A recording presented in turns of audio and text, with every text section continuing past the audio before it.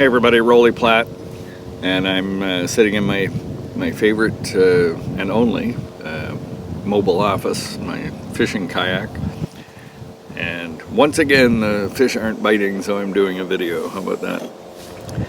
One of the most important things I think on the harp to get good at is the bends on hole 2 and hole 3, even more so. Hole 3. This is a B-flat harmonica. The first 2 bends are the ones you're going to use 90% of the time. And my first recommendation is you can use a tuner if you want. There's purposes for that. But I much prefer an audio reference, like a piano. And you can use, I've just got an app on my phone with a little piano, and I can hit the notes, or if you got a piano, do that. But a note that you can hear. The visual reference of a tuner when you're trying to get your bends correctly is interesting because you can watch where it goes, but it's training you to have a visual reference. I like the training your ear idea. I like to be able to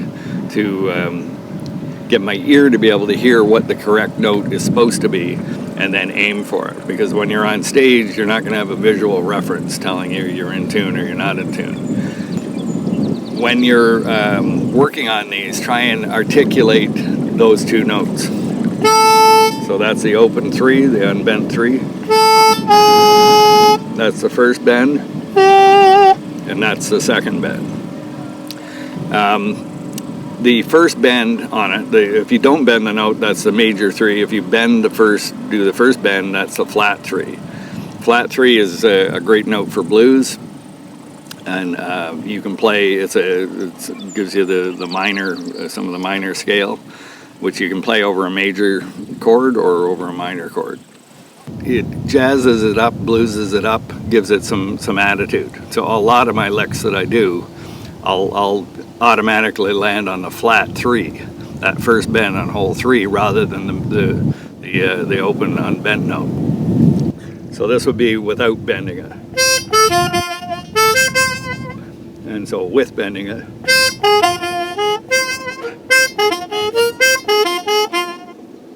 Every time I'm hitting the 3, I'm bending it. And it gives just a much cooler kind of lick.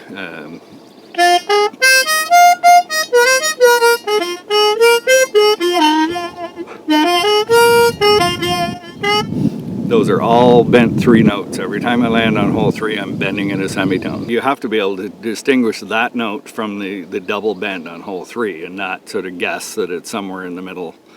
As I was saying before, that a lot of players just tend to, they're happy that they can bend a note and they're not really working on the accuracy. The next note is hole 2, and there's 2 bends you can get on that. The big one that you want to be able to get is the flat 7, which is the double bend on it, which is this note here. That's a flat 7, blues note, a lot of attitude. But the note above that is the major 7th, the first bend. Now if you're playing over the 1, beautiful, melodic, very pretty. What's that going to do in blues? Well, it's not going to work too well in blues over the 1 chord. When you hit the 5 chord, that's the money note.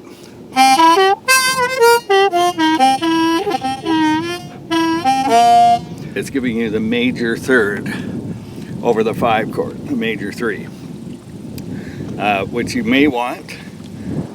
For a lot of things you will want it, and for a lot of things you won't want it. You want the flat 3 that I was just showing you before, and to do that you hit the double bend.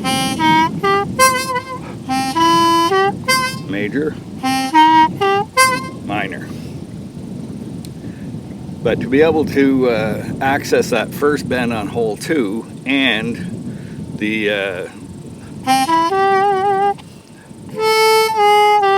second bend on hole 3, is going to open up a whole bunch of licks and melodic things too over the 5 chord. The 5 chords, nobody likes the 5 chord because they find that, you know, there doesn't seem to be as many notes available, and they're just harder to get.